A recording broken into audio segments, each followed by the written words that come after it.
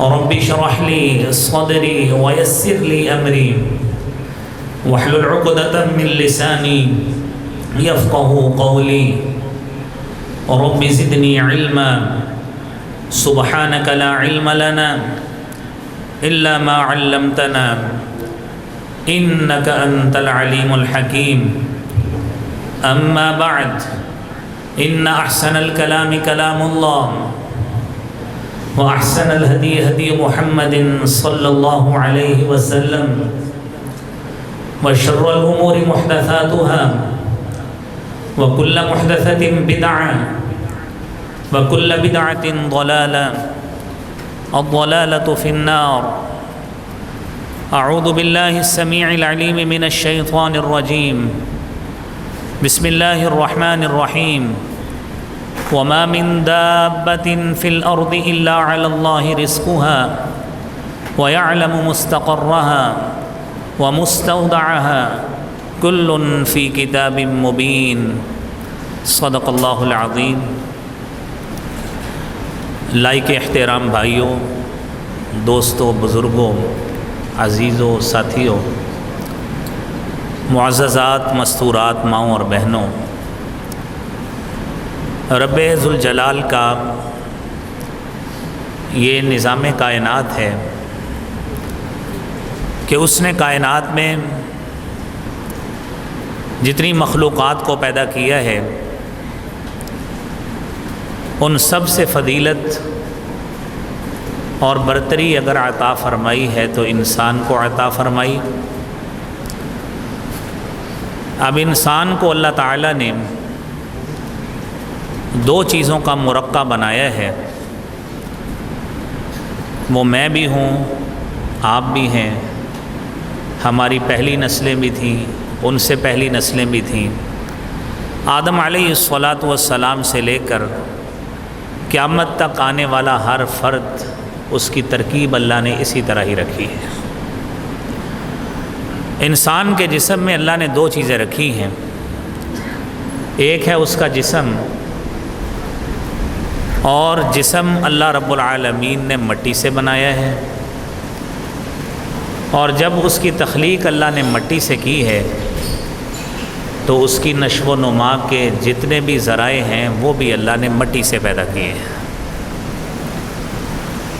ہم اپنے جسم کی نشو و نما کے لیے مختلف قسم کی غذائیں حاصل کرتے ہیں، خواہ وہ گندم کی صورت میں ہو، چاول کی صورت میں ہو، خواہ پھلوں کی صورت میں ہو یا سبزیوں کی صورت میں.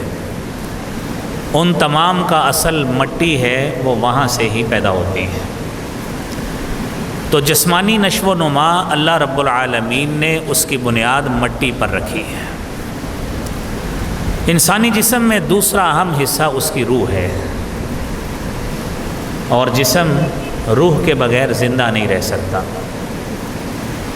اس روح کے حوالے سے اللہ رب کائنات نے قرآن کریم میں فرمایا ہے وَيَسْأَلُونَكَ عَنِ الرُّوحِ قُلِ الرُّوحُ مِنْ أَمْرِ رَبِّي، کہ اے نبی صلی اللہ علیہ وسلم یہ لوگ آپ سے سوال کرتے ہیں روح کے حوالے سے، آپ انہیں بتائیے الروح من امر ربی، کہ یہ جو روح ہے یہ میرے رب کے حکم میں سے ہے. انسان اگر اپنے جسم کی ظاہری جسمانی نشو و نما چاہتا ہے تو جسمانی نشو و نما کے لیے اس کے پاس اللہ تعالیٰ نے رزق کے بندوبست کیے ہیں، اور اگر روحانی نشو و نما چاہتا ہے، اللہ کا تقرب چاہتا ہے، تقوی چاہتا ہے، للہیت چاہتا ہے، اللہ کا محبوب اور پسندیدہ بندہ بننا چاہتا ہے، تو اس کے لیے اس کو وہ اعمال کرنے ہیں جو اس کی روح کو تر و تازگی فراہم کرتے ہیں. وہ قرآن کریم کی آیات بینات ہیں، اللہ کا ذکر ہے، اور ذکر کی تمام اقسام جس سے بھی اللہ رب العالمین کو یاد کیا جائے اس سے انسان کی روح کو تر و تازگی ملتی ہے. ہماری آج کی جو گفتگو ہوگی، ہم مادی رزق کے حوالے سے بات کریں گے. کہ یہ حقیقت میں رازق ذات کون ہے، اور ہم آئے دن جو رزق کے حوالے سے پریشانی کا شکار رہتے ہیں اس کا علاج کیا ہے۔ آپ احباب میں بزرگ بھی موجود ہیں، جوان بھی موجود ہیں۔ وقت کچھ سال پہلے ایسا بھی تھا جب گھر میں ایک شخص کماتا ہوتا تھا، سارے لوگ گھر والے اس ایک آدمی کی کمائی سے بڑا سیر ہو کے کھاتے تھے اور شکر الہی کرتے تھے۔ آج ایسا بھی وقت ہے کہ گھر میں ایک نہیں، دو نہیں، کئی افراد کام کرنے والے ہیں، لیکن ساتھیوں سے اگر پوچھا جائے کاروباری حالات کیسے ہیں، کہتے ہیں جی مندہ پڑا ہوا ہے، کوئی کام نہیں ہے۔ اس میں سب سے بڑی بنیاد میرے بھائیوں ہمارے عقیدے کی ہے کہ ہمارا عقیدہ اور نظریہ جب تک پختہ نہیں ہوگا، ہماری سوچ اور فکر جب تک اس کی بنیاد مضبوط نہیں ہوگی۔ وہ بنیاد کیا ہے جو آپ نے آیت کریمہ سنی ہے، وَمَا مِن دَابَّةٍ فِي الْأَرْضِ إِلَّا عَلَى اللَّهِ رِزْقُهَا وَمُسْتَوْدَعُهَا كُلٌّ فِي كِتَابٍ مُبِينٍ۔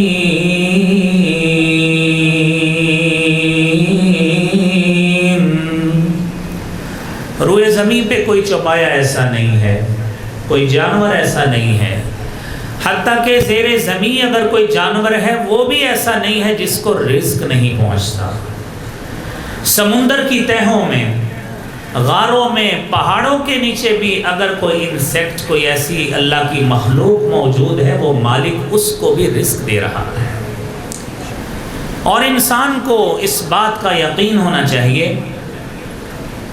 کہ دنیا کے وسائل دیکھ کر اور بڑے صاحب وسائل لوگوں کو دیکھ کر کہیں اس کی زبان سے نہ شکری کے کلمات نہ نکل آئیں۔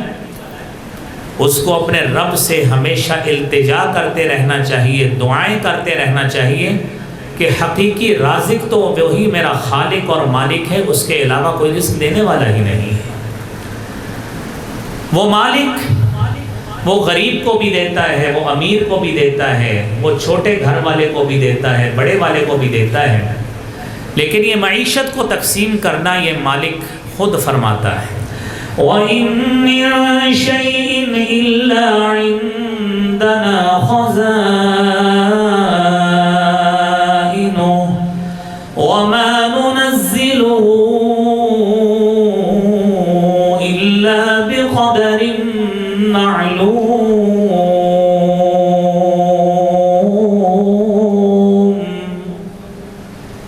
کوئی ایسی چیز نہیں ہے جس کا خزانہ ہمارے پاس نہیں ہے۔ انسان رب سے روپیہ مانگتا ہے، اس کو دولت ملتی ہے، دولت کے انبار لگ جاتے ہیں۔ انسان رب سے کھانے کی اشیاء مانگتا ہے، گھر میں اللہ دانے بھر دیتے ہیں۔ وہ غلہ مانگتا ہے، اللہ غلہ بھر دیتے ہیں۔ وہ پھل مانگتا ہے، اللہ پھلوں کا رزق وافر مقدار میں عطا کر دیتے ہیں۔ اور انسان کو جب جتنی حاجت اور ضرورت ہوتی ہے، اللہ اس کے لیے وسائل کا بندوبست کر کے اس کی جھولی کو بھر ہی دیتے ہیں اور پیٹ بھر کر اس کو سلاتے ہیں۔ یہ وہ میرا مالک اور خالق ہے۔ اب اس کے بعد دنیا میں اللہ رب العالمین نے رزق کے مختلف بندوبست بنائے ہیں، بڑے بڑے ادارے بنائے، بڑی بڑی فیکٹریاں بنائیں، بڑی بڑی ملیں بنائیں، ان کے مالک لوگوں کو بنایا، اور ان کے ماتحت اللہ رب العالمین نے سینکڑوں ہزاروں مزدور آفیسرز ان کے ماتحت کر دیے۔ اور یہ یقین رکھیے کہ یہ وسائل جو اس فیکٹری مالک کو ملے، جو مل مالک کو ملے، وہ بھی اس اللہ رب العالمین نے دیے۔ لہٰذا اس مالک کی تقسیم پہ راضی رہ کر، کیونکہ اگر اللہ تعالیٰ سب کو مل مالک بنا دیتا، یا اگر فیکٹری کا مالک، کسی ادارے کا مالک، کسی ادارے کا پرنسپل یا کسی ادارے کا سربراہ، کسی ادارے کا چیف ایگزیکٹو ڈائریکٹر، اس کے ذہن میں شیطان یہ بات ڈال سکتا ہے کہ ان سب کے رزق کا بندوبست میرے ذمہ ہے یا میں ان کو کھلاتا ہوں. ہرگز میرے بھائیوں یہ عقیدہ رکھنا اور ایسا نظریہ رکھنا ہی باطل ہے. قرآن کریم میں سورہ زخرف میں اللہ تعالیٰ فرماتے ہیں اَهُمْ يَقْسِمُونَ رَحْمَةَ رَبِّكَ نَحْنُ قَسَمْنَا بَيْنَهُمْ مَعِيشَتَهُمْ فِي الْحَيَاةِ الدُّنْيَا وَرَفَعْنَا بَعْضَهُمْ فَوْقَ بَعْضٍ دَرَجَاتٍ لِيَتَّخِذَ بَعْضُهُمْ بَعْضًا سُخْرِيًّا وَرَحْمَةُ رَبِّكَ خَيْرٌ مِّمَّا يَجْمَعُونَ.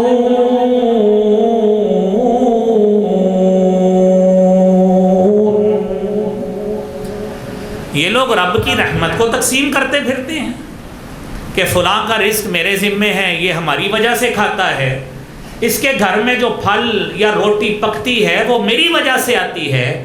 ہرگز نہیں. میرا رب کہتا ہے نحن قسمنا بینہم معیشتہم فی الحیات الدنیا، ہم نے دنیاوی زندگی میں معیشت کو تقسیم کیا ہے. ورفعنا بعضہم فوق بعض درجات، اور ہم نے ان میں سے بعض کو بعض پر فوقیت دی ہے. کسی کو امیر بنا دیا، کسی کو غریب بنا دیا، کسی کو مل مالک بنا دیا، کسی کو اس کا نوکر بنا دیا، کسی کو ہم نے چودھری بنا دیا، کسی کو نمبردار بنا دیا، کسی کو اس کا مظاہرے بنا دیا، کسی کو کھیتی پھاڑنے والا بنا دیا، کسی کو سیب چننے والا بنا دیا، کسی کو اس کا ٹھیکیدار بنا دیا. یہ ہم نے کام کیا ہے. یہ رب کائنات نے نظام میں قدرت چلانا ہے. لیتخذ بعضهم بعضا سخریا، تاکہ ہر شخص دوسرے سے اپنا کام لے سکے. اگر سارے ہی لوگ کپڑا بیچنے والے بن جاتے تو خریدتا کون؟ خریدنے والا کون ہوتا؟ اگر سارے لوگوں کو اللہ تعالیٰ فیکٹریاں اور ملیں لگا دیتے تو ملوں میں کام کون کرتا؟ اگر سارے لوگوں کو اللہ مزدور اور راج بنا دیتے تو باہر جو دیگر کام کرنے والے ہیں وہ لوگ کیسے ہوتے؟ تو یہ رب کا نظام ہے. اس نے کسی کو کھیتی باڑی کے لیے لگایا ہے، کسی نے راجگیر مستری بنایا ہے، کسی کو تاجر بنایا، کسی کو مل مالک بنایا، کسی کو اس کا مزدور اور نوکر بنایا. یہ رب کی تقسیم ہے. لیکن میرے بھائیوں یہ ہمیشہ بات یاد رکھیے کہ یہ سب کا جب رازق اللہ رب العالمین ہے تو انسان کو کبھی بھی، یہ تو اللہ تعالیٰ نے ان لوگوں کی فکر اور سوچ کو بدلا ہے جو اپنے آپ کو بڑا سمجھتے ہیں کہ شاید لوگوں کے چولہے ہماری وجہ سے چلتے ہیں. ہماری بھی، عوام الناس کی بھی اللہ تعالیٰ نے تربیت کی ہے تاکہ وہ بھی کسی غلط آدمی پہ قناعت کر کے اس سے اپنے رزق کی امید نہ لگا بیٹھے. ان کو بھی یہ سوچنا چاہیے کہ ہمارا رازق، ہمارا خالق وہ صرف اللہ رب العالمین ہے.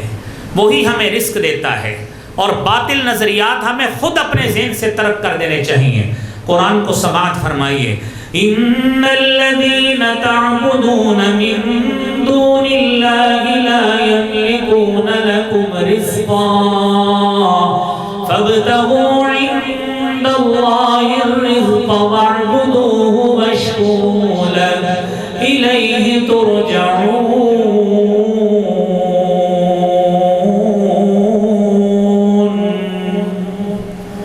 ان الذين تعبدون من دون الله، یہ مشرکین کو یا ان لوگوں کو جو اپنا باطل اور غلط نظریہ رکھتے ہیں کہ شاید ہم فلاں کام کریں گے، کوئی غلط کام کر کے فلاں جگہ پہ ایسا کر کے تو شاید ہمارا رزق کھل جائے گا کسی غیر اللہ کے نام کر کے.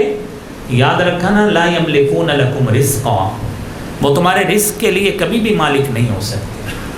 تم اگر رزق تلاش کرنا چاہتے ہو فابتغوا عند اللہ الرزق، اس رب سے امید لگاؤ، اس رب سے آس لگاؤ، اس رب کے آگے جھولی پھیلاؤ، اس رب سے آگے اپنی منت مانگ کر، اپنی حاجت مانگ کر، اپنے رب کے سامنے دامن پھیلا کر اس سے مانگو جس سے انبیاء نے بھی مانگا ہے. اس سے مانگو. میرے بھائیوں، وہ رب کے پاس کتنے خزانے ہیں۔ صحیح مسلم کی حدیث ہے 2577 نمبر، نبی کریم صلی اللہ علیہ وسلم نے فرمایا، حدیث قدسی ہے، اللہ تعالیٰ فرماتے ہیں، یا عبادی، اے میرے بندو، لو ان اولکم وآخرکم وانسکم وجنکم، اور اے انسانوں تم بھی آ جاؤ، تمہاری پہلی نسلیں بھی آ جائیں، تمہارے کے ساری انسانی نسل اکٹھی ہو جائے، سارے کے سارے جن اکٹھے کر لو، جتنی مخلوقات آتی ہیں لے آؤ، سب کو بلا کے لے آؤ، قوموا فی صعید واحد، ایک چٹیل میدان میں کھڑا ہو کر اللہ رب العالمین سے اپنی حاجت اور ضرورت کے مطابق مانگنا شروع کر دیں، میرا رب ہر کسی کو اس کی حاجت اور ضرورت کے مطابق دے بھی دے۔ فَأَعْطَيْتُ كُلَّ إِنسَانٍ مَسْأَلَهُ، جو بھی اس نے مانگا میں ہر کسی کو اس کا مانگا گیا، سوال کیا گیا، سارا کچھ عنایت کر دوں۔ میں ایسا خالق اور مالک ہوں، مَا نَقَصَ ذَلِكَ إِلَّا كَمَا يَنْقُصُ الْمِخْيَطُ إِذَا دُخِلَ الْبَحْرُ، میرے خزانے میں اتنی بھی کمی نہیں ہوتی جس طرح تم میں سے کوئی شخص ایک سوئی کو سمندر کے پانی میں ڈبو کے لے آئے، جتنا سمندر کا پانی کم ہوتا ہے یہی حال میرے خزانے کا ہے۔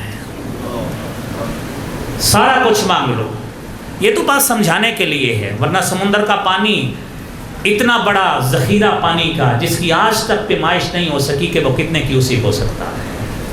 میرے رب کی رحمت رزق کے حوالے سے بھی، معافی کے حوالے سے بھی، ہر لحاظ سے جو بھی صفت ہے اس کے اندر صفات کاملہ ہے، اس کی کسی صفت کا کوئی مخلوق مقابلہ نہیں کر سکتی۔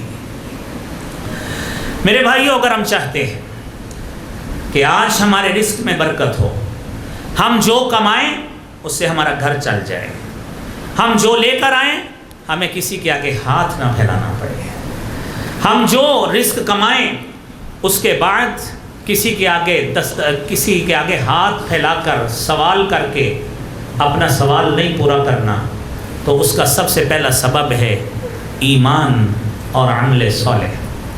ہم سارے لوگ جو ماشاءاللہ یہاں پہ موجود ہیں، ہم ایمان لائے ہیں الحمدللہ، اور ایمان کیسا؟ جس طرح صحیح بخاری کی حدیث ہے جس کو حدیث جبرائیل کہتے ہیں۔ رسالت مآب صلی اللہ علیہ وآلہ وسلم کے پاس صحابہ بیٹھے، عمر فاروق رضی اللہ تعالی عنہ روایت کرتے ہیں، صحیح بخاری کی حدیث ہے، بینما نحن عند رسول اللہ، ہم اللہ کے رسول صلی اللہ علیہ وسلم کے پاس بیٹھے تھے، اذ جاءہ رجل، ایک شخص آیا، شدید بیاض الثیاب، ڈن سفید کلر کے اس کے کپڑے تھے، شدید سواد الشعر، اور ڈارک کالے رنگ کے اس کے بال تھے، لا یرا علیہ اثر السفر، اور اس کے اوپر کوئی سفر کا اثر بھی نہیں تھا، ولا يعرفه منا احد، اس شخص کو ہم میں سے کوئی بھی نہیں جانتا تھا، حتى جلس الى النبي صلی اللہ علیہ وسلم، وہ آپ صلی اللہ علیہ وسلم کے پاس آ کے بیٹھ گیا،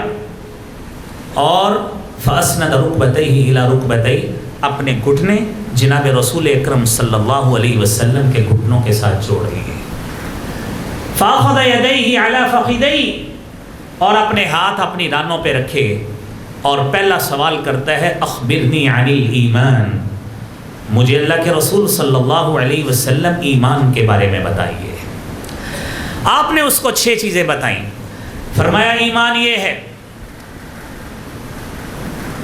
ایمان کیا ہے؟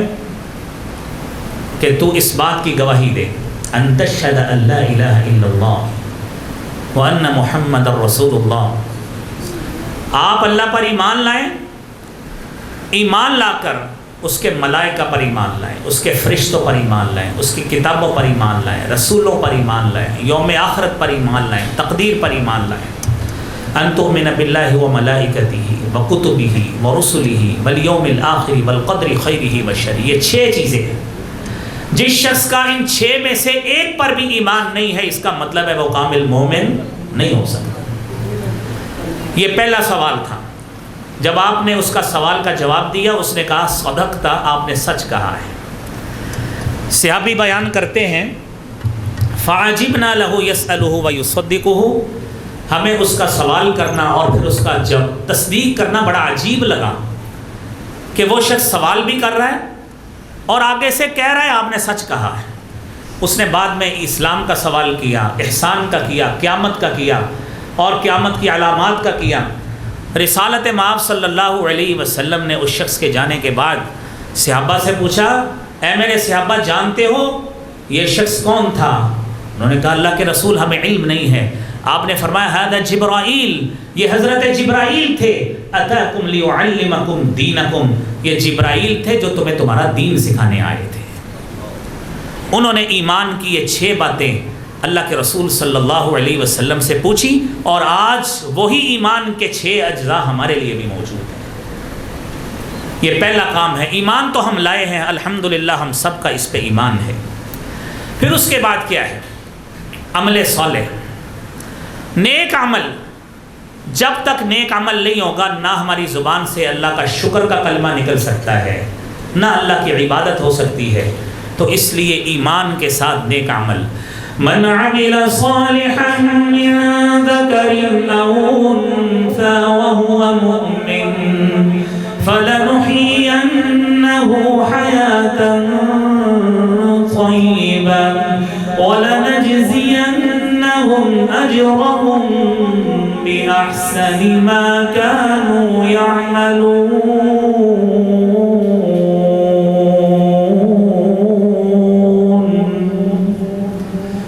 ایمان لائے ہو، ایمان کے بعد نیک عمل کر لو۔ نماز بھی نیک عمل ہے، روزہ بھی نیک عمل ہے، زکوٰۃ بھی نیک عمل ہے، بلکہ حدیث میں تو آتا ہے کل معروف صدقہ، کوئی بھی نیکی کا کام کرے خیر ہی خیر ہے، اللہ تعالیٰ ثواب ہی ثواب عطا فرماتے ہیں۔ تو اللہ تعالیٰ کا وعدہ ہے کہ نیک عمل کرو، خواہ مرد ہو یا عورت ہو، کوئی امتیاز نہیں ہے۔ مومن ہو، میرے رب کا وعدہ ہے لَنُحْيِيَنَّهُ حَيَاةً طَيِّبَةً، میں پاکیزہ زندگی سے نوازوں گا، پاکیزہ زندگی سے نوازوں گا، پاکیزہ زندگی سے نوازوں گا۔ یہ تاکید ثقیلہ کا صیغہ ہے جس میں ضرور کا معنی پایا جاتا ہے، میرے رب کا وعدہ ہے میں یہ ضرور کام کروں گا۔ لیکن اگر اللہ نے ہمیں قرآن دیا ہے، وہ پڑھنے کے لیے دیا، عمل کے لیے دیا، اس پہ ہم نے عمل نہ کیا، اس کا مطلب ہے ہم وہ نیک عمل نہیں کر رہے ہیں، ہم نیک عمل نہیں کر رہے۔ قرآن میں اللہ کی اطاعت کا حکم ہے، ہم نے نہیں کیا، اس کا مطلب ہے ہم کمی کا شکار ہیں۔ قرآن میں اطاعت رسول صلی اللہ علیہ وسلم کا تذکرہ ہے، اسوہ رسول کا تذکرہ ہے، اگر ہم نے نہیں کیا اس کا مطلب ہے ہم اللہ کے ہاں مجرم ٹھہریں گے، ہم مطیع نہیں ٹھہرے، عمل صالح والے نہیں ٹھہرے، یہ نیک عمل نہیں ہے۔ قرآن کا اعلان سن لیجئے، من اعرض عن ذکری فإن له معیشة ضنکا ونحشره یوم القیامة اعمی قال رب لم حشرتنی اعمی وقد كنت بصیرا قال كذلك أتتك آیاتنا فنسیتها وكذلك اليوم تنسى۔ نیک عمل اس کی ساری تفصیل علماء آپ کو بتاتے ہیں۔ نیک عمل سے اعراض کیا، اللہ کے ذکر سے اعراض کیا۔ میرا رب کہتا ہے ان لہ معیشۃ ضنکا، اور تم فراخ معیشت چاہتے ہو، تم رزق میں فراوانی چاہتے ہو، تم نے بے عملی کی، میں تمہاری معیشت کو تنگ کر کے رکھ دوں گا، تمہارا رزق تنگ ہو جائے گا۔ یہ تو دنیا میں ہوگا، کل قیامت کا روز ہوگا۔ اللہ کہتے ہیں نحشرہ یوم القیامت اعمی، ہم قیامت کے روز اندھا کر کے اٹھائیں گے۔ بندہ کہے گا، سورہ طٰہٰ کی آیتیں ہیں، قال رب لم حشرتنی اعمی، بندہ حیران ہو کے کہے گا اللہ تو نے مجھے اندھا کر کے کیوں اٹھایا ہے؟ میں تو دنیا میں بڑا کاروبار کرتا تھا، میں تو اتوار والے دن بھی دیہڑی لگا لیتا تھا، میں تو شٹر نیچے کر کے گورنمنٹ کی پابندیوں کے باوجود بھی بڑا اچھا کاروبار اور تجارت کر لیتا تھا، آج اللہ تو نے مجھے اندھا کیوں کر دیا ہے؟ میرا رب کہے گا اتتک آیاتنا فنسیتہا، میری آیات، میرا قرآن، میرے رسول کی باتیں تیرے پاس آئیں، فنسیتہا، تو نے اس کو بھلا دیا، تو نے اس پہ عمل نہیں کیا، تو نیک عمل نہیں کر کے آیا، اس پاداش میں وَكَذَلِكَ الْيَوْمَ تُنْسَى، آج ہم تجھے بلا رہے ہیں، تیری ہمارے ہاں کوئی حیثیت نہیں ہے۔ حضرات تصور کیجئے یہ عمل صالح نہ ہوگا، کل قیامت کے روز کس منہ سے اپنے رب کا سامنا کریں گے؟ دوسرا سبب میرے بھائیوں، اللہ رب العالمین کا ڈر، اس کا تقوی، خشیت، للہیت یہ ہونی چاہیے۔ اور یہ صرف للہیت اور خشیت نہ صرف مسجد میں ہو، نہ صرف قبرستان میں قبر پر کھڑے اللہ یاد آئے، بلکہ ہر لمحہ ہر گھڑی اللہ رب العالمین کی یاد رہے۔ تو میرے رب کا وعدہ ہے وَمَن يَتَّقِ اللَّهَ يَجْعَل لَّهُ مَخْرَجًا وَيَرْزُقْهُ مِنْ حَيْثُ لَا يَحْتَسِبُ۔ جو اللہ رب العالمین پر تقوی کرتا ہے، ڈرتا ہے اللہ سے، خشیت اختیار کرتا ہے، وہ دن ہو، رات ہو، صبح ہو، شام ہو، اس کے دل میں ایک بات رہتی ہے کہ میرا مالک مجھے دیکھ رہا ہے، عبادت بھی کر رہا ہے، اس کے دل میں یہ سوچ موجود ہے میرا مالک میرا مشاہدہ کر رہا ہے۔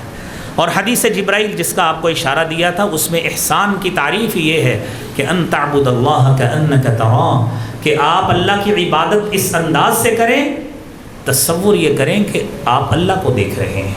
فإن لم تکن تراہ، اگر یہ احساس نہیں پیدا ہو رہا تو یہ تصور اور احساس پیدا کر لیجئے انہ یراک، وہ اللہ آپ کو دیکھ رہا ہے۔ جب یہ احساس پیدا ہوگا، میرا رب کہتا ہے آپ کو ایسے خزانوں سے رزق ملے گا، ایسی جگہوں سے رزق ملے گا جہاں سے آپ کو توقع ہی نہیں تھی۔ اور میرے بھائیوں یہ ہمارے سب کے لیے قرآن کی آیت ہے، سورہ اعراف کی 96 نمبر آیت، وَلَوْ أَنَّ أَهْلَ الْقُرَىٰ آمَنُوا وَاتَّقَوْا لَفَتَحْنَا عَلَيْهِمْ بَرَكَاتٍ مِّنَ السَّمَاءِ وَلَكِن كَذَّبُوا فَأَخَذْنَاهُمْ بِمَا كَانُوا يَكْسِبُونَ۔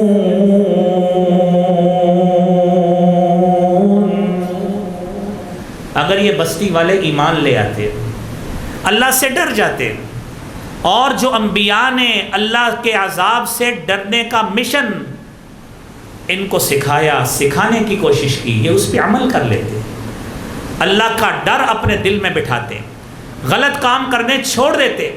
حضرت لوط کی قوم لواطت والے کام چھوڑتی، حضرت نوح کی قوم اپنے پیغمبر کی نافرمانی چھوڑتی، بتوں کی عبادت چھوڑتی، حضرت شعیب کی قوم کم تولنا چھوڑ دیتی۔ میرا رب کہتا ہے لَفَتَحْنَا عَلَيْهِمْ بَرَكَاتٍ مِّنَ السَّمَاءِ، ہم آسمان سے ان پر برکتیں نازل کرتے، وَلَكِن كَذَّبُوا، لیکن انہوں نے جھٹلا دیا، فَأَخَذْنَاهُمْ بِمَا كَانُوا يَكْسِبُونَ، ان کے کرتوتوں کے بل پھر ہم نے انہیں اوندا کر کے انہیں تباہ و برباد اور ہلاک کر کے رکھ دیا۔ اگر آج امت محمدیہ میں لوگ یہ کام کریں گے تو کیا پھر رزق کی برکتیں نازل ہوں گی؟ پھر معیشت کی تنگی ہی ہوگی، پھر نہ شکری کے کلمات ہی نکلیں گے۔ میرے بھائیوں، میرے نبی صلی اللہ علیہ وآلہ وسلم نے بڑے پیارے انداز سے ہمیں یہ بات بھی سمجھائی ہے کہ اگر حرام کا لقمہ پتہ لگ جائے یہ غلط تھا، جس طرح ام المومنین سید عائشہ صدیقہ رضی اللہ تعالی عنہا بیان کرتی ہیں، صحیح بخاری کی 3842 نمبر حدیث ہے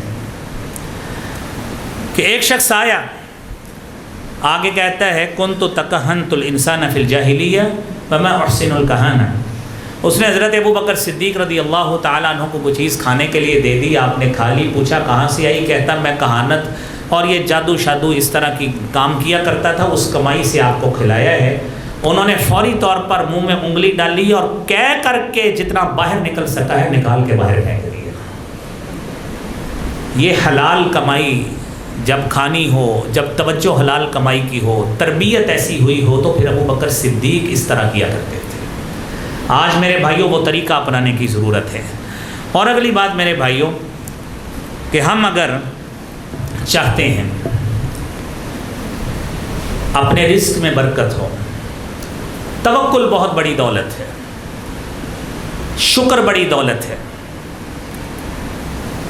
قرآن کریم میں اللہ رب العالمین نے وعدہ کیا ہے لئن شکرتم لازیدنکم، اگر تم شکر کرو گے جو میں نے آپ کو دے دیا ہے، جتنی نعمتیں آپ کو دے دی، لازیدنکم، میرے رب کا وعدہ اسی بانون تقید ثقیلہ کے سیغے کے ساتھ، لَأَزِيدَنَّكُمْ، میں تمہیں ضرور زیادہ دوں گا۔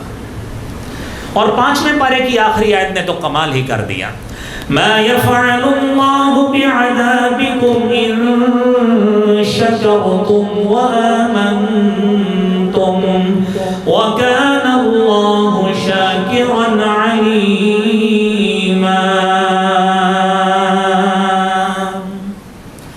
اللہ نے تمہیں عذاب دے کے کیا کرنا ہے؟ ان شکرتم، اگر تم اس کی نعمتوں کا شکر کرتے رہو، جو رب نے دے دیا ہے اس پہ شکر کرو۔ میرے نبی محترم صلی اللہ علیہ وآلہ وسلم نے فرمایا، عجبا لامر المومن، مومن کا تو معاملہ ہی اللہ نے بڑا عجیب رکھا ہے، وفی کلہ خیر، اس کے ہر معاملے میں خیر ہی خیر ہے۔ فرمایا ان اصابہ خیر، اگر اس کو کوئی بھلائی پہنچتی ہے، کوئی نیکی پہنچتی ہے، کوئی خیر پہنچتی ہے، فشکر، وہ اللہ کا شکر کرتا ہے، فلہ اجر، اللہ تعالیٰ اجر کا ثواب کا ڈھیر لگا دیتے ہیں، شکر کرے اللہ کا۔ لیکن اگر کوئی تکلیف پہنچتی ہے تو وہ اس تکلیف پہ صبر کرتا ہے اور اللہ سے رحمت کی امید رکھتا ہے۔ فرمایا فلہ اجر، اس کے لیے اللہ نے تب بھی اجر ہی اجر رکھا ہے، یہ شکر کی بدولت ہے۔ اور دوسری حدیث آپ نے فرمایا، انظروا الی من هو اسفل منکم، ہمیشہ اپنے سے نیچے والے کو دیکھا کرو۔ اللہ نے آپ کو اگر ملینئر بنایا ہے، آپ کے پاس اگر کنال کا مکان ہے، اس کو دیکھیں جس کے پاس کنال کا بھی نہیں ہے۔ اگر اللہ نے آپ کو اس سے زیادہ دکانیں دی ہیں، دولت دی ہے، تو اس کو مت دیکھیں جس کی دولت آپ سے زیادہ ہے، اس کو دیکھیں جس کے پاس یہ دولت بھی نہیں ہے۔ میرے نبی محترم فرماتے ہیں، رزق میں برکت چاہتے ہو، جب یہ کام کرو گے فَهُوَ أَجْدَرُ أَلَّا تَزْدَرُوا نِعْمَةَ اللَّهِ عَلَيْكُمْ، اللہ نے جو تمہیں اپنی نعمتوں سے نوازا ہے، تم اللہ کی نعمتوں کو کبھی حقیر نہیں سمجھو گے۔ انسان کو اللہ نے صحت دی ہے، سلامتی دی ہے، اس کی کتنی بڑی نعمت ہے کہ میرے رب نے صحت سلامتی دی، ہم ہر چیز اپنی مرضی کی کھا بھی سکتے ہیں، پی بھی سکتے ہیں، چل پھر کر جا بھی سکتے ہیں۔ ام المومنین سید عائشہ صدیقہ رضی اللہ تعالی عنہا سے صحابی رسول نے پوچھا کہ امی جان، میں اللہ رب العالمین کو یاد کرتا ہوں، اچھا سا طریقہ بتائیے۔ کہنے لگے بیماروں کی عیادت کیا کرو، تجھے اپنی صحت کا اندازہ ہو تجھ پہ اللہ نے کتنا بڑا انعام کیا ہے۔ تو یہ اللہ رب العالمین کا شکر اور قدردانی میرے بھائی بڑی بہت بڑی چیز ہے۔ اگلی بات ہے توکل۔ انسان اپنی محنت کرے، اپنا پیسہ روپیہ اس نے انویسٹ کیے ہیں، جو اس نے اسباب رزق کے ڈھونڈے ہیں، اس کو ڈھونڈ کر اللہ سے خیر اور برکت کی دعا کر کے نکل جائے۔ میرے بھائیوں، اللہ تعالیٰ کیسے رزق دیتے ہیں؟ میرے نبی محترم صلی اللہ علیہ وسلم نے فرمایا، جامع ترمذی کی 2344 نمبر حدیث ہے، آپ نے فرمایا لو انکم توکلون علی اللہ حق توکلہ، اگر تم اس طرح توکل کر لو جس طرح توکل اور بھروسہ کرنے کا حق ہے، اس طرح کر لو جس طرح اللہ کو توکل چاہیے، تمہاری طرف سے بھروسہ چاہیے۔ فرمایا لرزقکم کما یرزق الطیر، میرا رب تمہیں بھی ویسے ہی رزق عطا فرمائے گا جس طرح اللہ پرندوں کو عطا فرماتے ہیں۔ تغدو خماصا، ان کے پاس توکل کی اتنی بڑی دولت ہے کہ تغدو خماصا، صبح پیٹ خالی لے کر نکلتے ہیں، میرے رب پر بھروسہ اتنا ہوتا ہے، وتروح بطانا، شام کو پیٹ بھر کر اپنے گھونسلوں میں لوٹ جاتے ہیں۔ تو اس لیے بھائیوں، یہ توکل کرنا اور بھروسہ کرنا یہ بہت بڑی بات ہے میرے بھائی۔ اگر ہمارے اندر یہ دولت پیدا ہو جائے تو اللہ رب العالمین کا بہت بڑا فضل اور انعام ہے، اللہ کریم ہمیں اس کی توفیق عطا فرمائے۔ میرے بھائی، اگلی بات یہ ہے کہ جب ہم کچھ چیز کماتے ہیں، مال اللہ کا دیا ہے، صحت اس کی دی ہے، اس کے مال میں سے کچھ حصہ اللہ کے راستے میں نکالیے۔ قرآن کہتا ہے وَمَا أَنفَقْتُم مِّن شَيْءٍ فَهُوَ يُخْلِفُهُ، تم جو بھی خرچ کرو گے وہ اس کا رد عمل اللہ کی طرف سے ضرور آئے گا۔ آپ اللہ کے راستے میں کچھ مال کچھ دولت خرچ کرتے ہیں، میرا رب اس کے جواب میں بہت بڑے فضل سے نوازتا ہے، اسی طرح دولت دے کر۔ وہ معروف حدیث ہے، صحابی رسول نے جا رہا تھا، آسمان سے آواز سنی اسقی حدیقۃ فلان، کہ جاؤ فلاں شخص کے باغ کو کھیت کو پانی پلا دو۔ اس نے بادل سے آواز سنی، اس بادل کے نیچے نیچے چلتا گیا، آخر دھوپ کے عالم میں چلتا گیا، ایک جگہ پر وہ بادل ٹھہرا اور بادل سے بارش برسنے لگی اور اس کھیت کو باغ کو سیراب کر دیا۔ اس کی چاہت یہ رہی کہ میں آخر اس کے مالک کو ملوں اور معلوم کروں کہ آخر یہ ماجرا کیا ہے۔ وہ صحابی کہتا ہے میں نے جا کے پوچھا کہ آپ کا نام کیا ہے؟ اس نے وہی نام بتایا جو میں نے بادلوں سے سنا تھا، میں نے بادلوں سے نام سنا تھا۔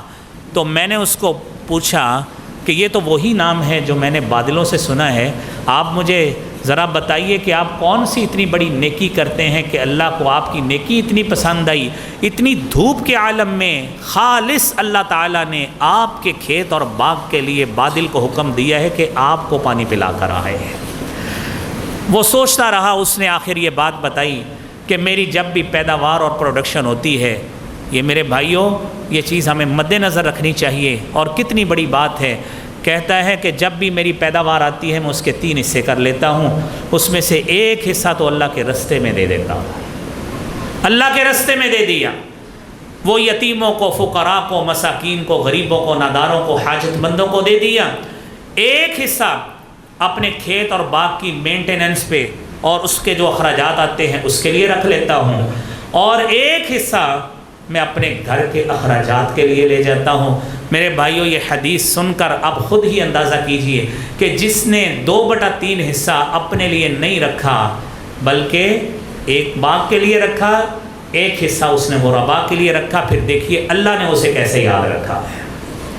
اور آخری آیت سنیے، میرے رب تعالیٰ نے قرآن کریم میں رزق کی فضیلت کے حوالے سے فرمایا ہے، وَاللَّهُ فَضَّلَ بَعْضَكُمْ عَلَى بَعْضٍ فِي الرِّزْقِ فَمَا الَّذِينَ فُضِّلُوا بِرَادِّ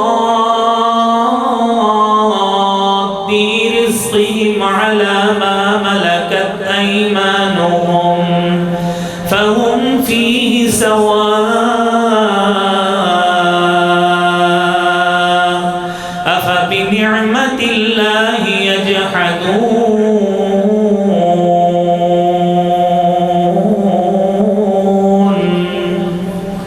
یہ جو اللہ تعالیٰ نے تمہیں بعض کو بعض پر رزق کے اعتبار سے فضیلت دی ہے، یہ اس مالک نے دی ہے۔ میرے بھائیوں اس فضیلت کو تسلیم کرنا چاہیے۔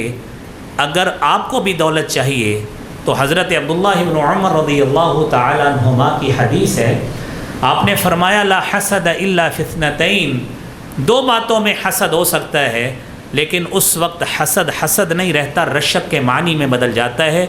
وہ کیا ہے؟ رجل آتاہ اللہ مالا، ایک شخص کو اللہ نے مال سے نوازا ہے، فہو ينفق منہ آناء اللیل وآناء النہار، وہ اس مال میں سے رات دن خرچ کرتا ہے اللہ کے راستے میں۔